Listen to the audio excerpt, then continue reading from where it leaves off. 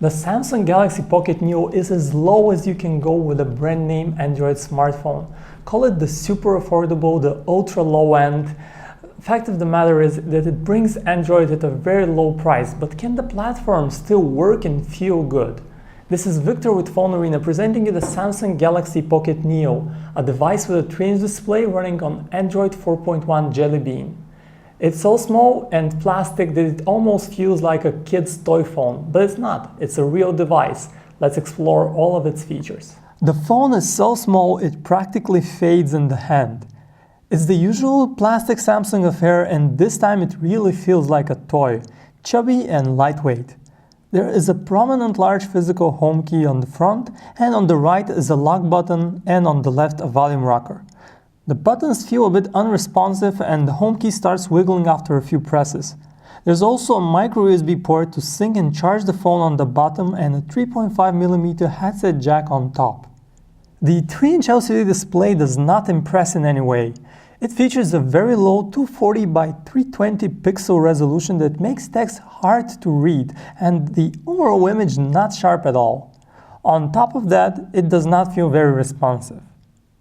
Color reproduction alone is accurate, but the display is not very bright and everything looks subdued. This is not a problem indoors, but the low brightness makes the phone hard to use outdoors. There's also no ambient light sensor. This means the screen won't automatically adjust its brightness and you'd have to manually change this. We ought to say a few words about the sheer size of this 3-inch display and how it relates to the overall usability of the device. Using Android on tiny devices like this becomes a real pain. Icons and buttons are shrunk to a size too small for your fingers, and you'd often find yourselves mistapping, and this makes even basic tasks a challenge. We don't usually judge a device for its size, but this is one of the extreme cases where a phone feels too small for convenient use. Take this into account. The Galaxy Pocket Neo runs on Android 4.1 Jelly Bean with TouchWiz Lite on top. Jelly Bean brings smoothness to performance, and that's welcome. Samsung's TouchWiz skin allows you to add quick access shortcuts to the lock screen, and the notification shade features quick toggles for oft-used functions.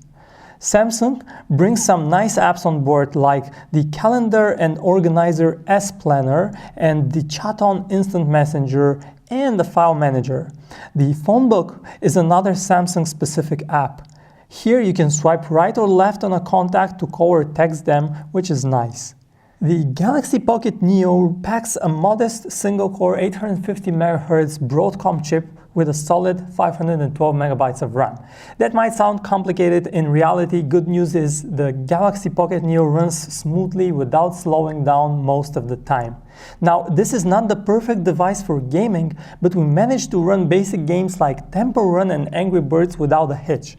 The phone ships with 4 gigs of internal storage that you can expand via micro SD cards.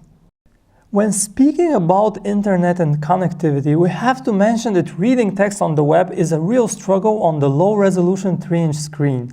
Letters appear blurred and words are hard to make out. You have to zoom in to properly see text. Still, you have the stock Android and the mobile Chrome browsers on board. Both of them were a bit slow to render web pages, but did render them, and they work with a bit of stutter. The phone supports 3G cellular connectivity at 7.2 megabits downlink speeds and Wi-Fi connectivity. The Samsung Galaxy Pocket Neo has a 2-megapixel camera on the back and no front-facing camera. Images have rather correct exposure and colors, although they are a bit dull. The capture detail are so little though that you can see what is on the picture but not much more. Video is captured at the abysmal 320 by 240 pixels at a choppy frame rate of just 14 frames per second. We believe it is not usable even for most basic purpose. The phone features a built-in video player that plays back MPEG files at native resolution. For music, you have Samsung's Music Player app that is rich in options. Sound output is fairly loud and not bad at all. In terms of call quality, we wish the Galaxy Pocket Neo was a bit better. It fares slightly below average. Sound in the earpiece is sufficiently loud, but comes in with a bit of echo and is not perfectly clear. On the other end of the line, our callers reported hearing a rumbling voice instead of clear tonality. It's not terrible, as you can still understand everything that's said, but it's not clear either. With a 1200 mAh battery, the Galaxy Pocket Neo lasts us more than 2 days and even 3 on average.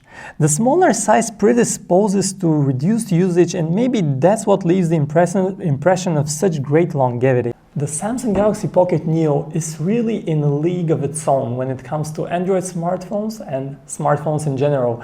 It comes with an absolute lowest price you can find. It's actually so cheap that it's even cheaper than some feature phones.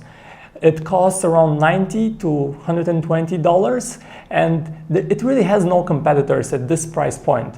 If you're looking for other Android smartphones, you have to pay more. But the real question is, can Android really work on such a small 3-inch display? And we feel that the experience is really crippled. So you might want to invest a little more and get a device with a slightly larger display, but with no compromise as to the actual experience.